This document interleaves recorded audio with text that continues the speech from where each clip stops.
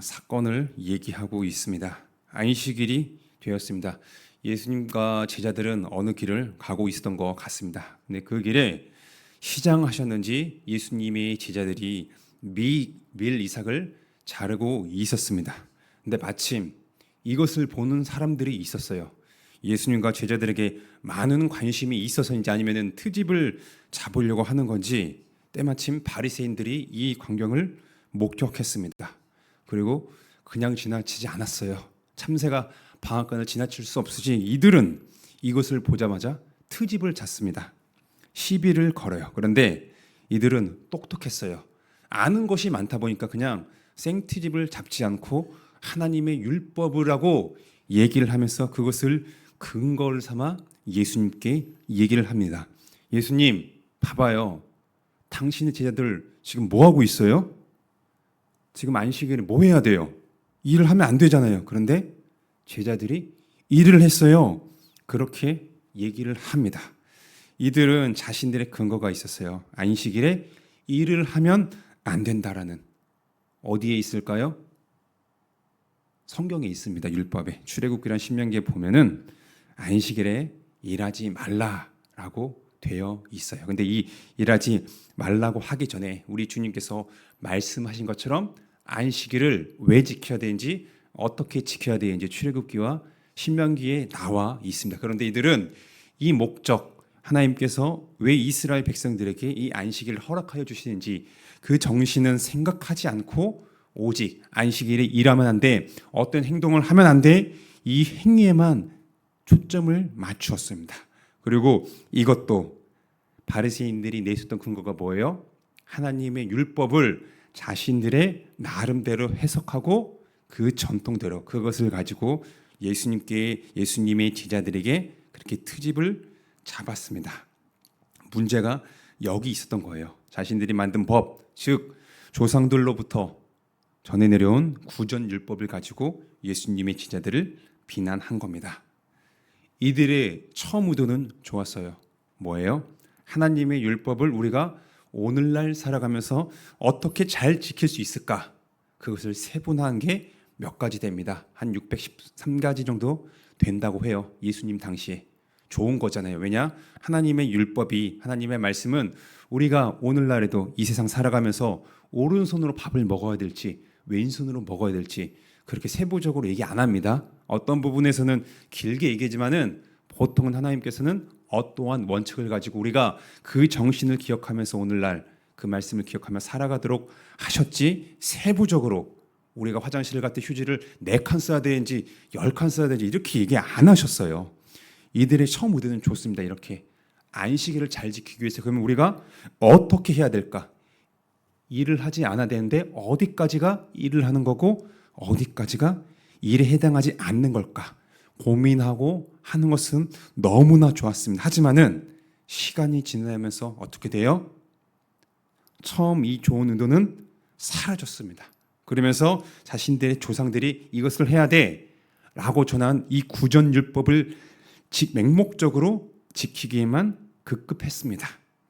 하나님에 대한 사랑과 하나님께서 율법을 주신 이 뜻의 참 의미를 제껴두고 내가 이것을 해야 돼, 저것을 해야 돼, 하지 말아야 돼, 이 율법주의로 변질되는 모습을 우리는 오늘 바리새인들의 모습을 통해서 확인을 할 수가 있습니다. 그런데 문제는 이들만 이럴까요? 사복음서에 나오는 바리새인들만 나쁜 놈이죠. 맨날 욕만 먹고. 그런데 이러한 모습이 우리에게도 있을 수가 있습니다. 하나님께서 우리에게 말씀을 주신 그 참 의미는 생각하지 않습니다. 들었어요. 그런데 예배당 밖을 나가는 순간 다 잃어버리게 되고 내 생각대로 해석하며 판단을 합니다. 여기서 끝나지 않고 내가 어떤 것을 해야 돼, 하지 말아야 돼, 이러한 행위에만 집착하는 율법주의의 모습. 그러면서 더 나아가 내 기준을 가지고 내 옆에 있는 형제 자매들을 바라보면서 안 좋은 생각을 하게 됩니다. 이러한 모습이 우리에게도 동일하게 오늘날 있을 수가 있습니다. 또한 바리새인들이 실수했던 거, 하나님의 말씀을 가지고 나를 보호할 때는 잘 써먹어요. 그런데 어떻게 해요? 나에게 적용할 때는 보호하지만은 상대방을 향할 때는 어떻게 됩니까? 보호가 아니라 비난으로 바뀌게 되는 경우들이 있습니다. 하나님의 말씀을 오용하는 것들이죠. 대표적으로 이 구절이 있잖아요. 내게 능력을 주시는 자 안에서 내가 모든 것을 할 수 있다. 하나님의 말씀입니다. 분명히 있는 거예요. 좋습니다. 근데 이 구절만 우리가 떼서 보면 어때요? 너무나 힘이 나요. 나 슈퍼맨이야. 모든 것을 다 할 수 있으니까. 그런데 이 구절을 우리가 그렇게 보는 것이 아니라 사도 바울이 어떠한 맥락 가운데 이 말씀을 했는지, 그리고 우리가 이 말씀을 듣고 이것을 고민했을 때 어떻게 적용을 해야 되는지, 그렇게 해야 되는데 우리는 그렇지 못한 모습이 있고, 내가 그냥 듣고 싶은 말, 뽑고 싶은 말들만 나에게 적용하는 경우들이 있습니다. 우리 모든 사람은, 아담 이후에 우리 모든 후손들은 전적으로 부패했습니다. 경험적으로 우리가 알아요. 그렇기 때문에 우리가 바리새인들만 손가락질하고 너네 나쁜 놈이야, 이게 아니라 바리새인들의 모습이 오늘날 언제든지 얼마든지 나에게서, 우리에게서 있을 수 있음을 우리는 오늘 이 시간에 다시 한번 기억을 해야 됩니다. 이렇게 아둔한 사람들에게 예수님께서는요, 어떻게 하셨어요? 하나님께서 율법을 주신 그 정신이 무엇인지 말씀의 참뜻을 알게 해 주셨습니다. 예수님도 하나님의 말씀, 율법을 가지고 얘기하셨어요. 어떤 예를 드십니까? 하나님의 마음에 합한 다윗의 이야기를 근거로 해서 이것을 말씀하고자 하신 거죠. 안식일의 본래 목적이 무엇인지, 바리새인들이 잊고 있었던 안식일을 지켜야 되는 그 정신, 하나님께서 주신 참뜻의 의미를 예수님께서는 친절하게 율법을 가지고 그들에게 말씀을 하셨습니다. 자신들의 생각만을 가지고 형제를 세우는 것이 아니라 비난만 하는 이들에게 율법의 제정자이신 우리 주 예수님께서는 이렇게 아둔한 그들에게 율법의 참뜻을 말씀하시며 결국에는 사랑을 실천해야 함을 그들에게 알려주셨어요. 오늘을 살아가는 우리 또한 제가 말씀드린 것처럼 저부터가 바리새인적인 모습들이 너무나 많습니다. 하나님의 말씀을 많이 듣습니다. 전하기도 하죠. 읽습니다. 하지만은 그 참뜻을 깨닫지 못할 때가 너무나 많아요. 하나님께서 우리에게 말씀을 들려주시고 성경을 주신 목적은 단순히 하나님에 대한 지식을 쌓아라 라고 주신 것이 아닙니다. 내가 많이 읽었어요. 올 한 해 열독했습니다. 굉장한 거죠. 근데 이렇게 내가 많이 읽었다고 자아자찬을 하라고 주신 것이 아닙니다. 이 말씀을 들었습니까? 읽었습니까? 그러면은 우리는 이 말씀을 온전히 깨달아야 됩니다. 어떻게 해야 될까요? 깨닫기 위해서는 어떻게 해야 될까요? 우리가 찬송으로 고백했습니다. 성경을 기록해 하신 성령 하나님께 우리는 구해야 됩니다. 우리가 일반 서적을 읽을 때도 그 책을 잘 읽으려면 누구한테 물어봐야 돼요? 본인이 읽으면 어느 정도 이해할 수 있지만은 그 책을 만든 저자에게 물어봤을 때 가장 정확해요. 그것처럼 우리에게 주신 성경책 누가 기록하셨습니까? 성령 하나님이 우리 인간을 통해서 기록해 하셨기 때문에 하나님, 내가 하나님의 그 뜻을 알기 원합니다. 간구하고 나아가는 것을 사람에게, 어떠한 위대한 사람에게 나아가기보다는 먼저 우리는 성경을 기록해 하신 성령 하나님께 구해야 됩니다.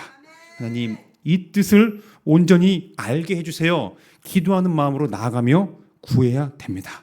그렇지 않으면요, 우리도 본문에 나오는 바리새인들처럼 내가 내 마음대로 해석하고, 또한 우리에게 주신 성경 말씀 어떻게 해요? 상대방을 세우는 것이 아니라 무너뜨리는데 사용할 수 있는 그런 실수를 우리는 범할 수도 있습니다.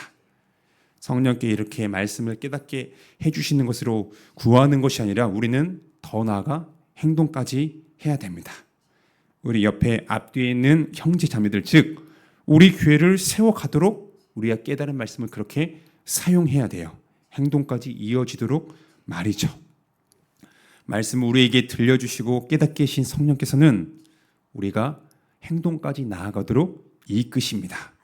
빌립보서 2장 13절에서 이렇게 말씀하시잖아요.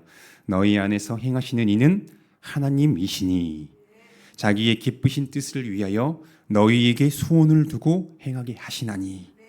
그렇게 성경은 우리에게 얘기하고 있습니다. 하나님의 말씀을 들려주시고 깨닫게 하시며 행동으로 나아가게 하시는 분이 누구십니까? 사람이 아닙니다. 바로 하나님이십니다. 우리가 이 사실을 오늘 다시 한번 기억합시다. 나의 부족한 모습, 우리가 실수했던 경험들이 분명히 있습니다. 여기서 그 누구도 자유롭지 않아요. 이럴 때 우리는 나를 바라보지 않고 나라는 시선을 나에게만 초점을 맞추는 것이 아니라 시선을 우리는 하늘에 계신 하나님께 돌려야 됩니다. 이렇게 시선을 하나님께 돌리고 오늘 예수님께서 말씀하신 그것을 기억하며 구합시다. 그럴 때 우리는요, 오늘 하나님께서 허락하신 삶을 살아가면서 하나님의 말씀을 경험하게 될 것입니다. 그러므로 우리가 이 말씀을 경험함으로 우리를 구원하신 하나님께 감사와 영광을 돌리는 우리 모든 식구들이 되기를 주님의 이름으로 축원합니다.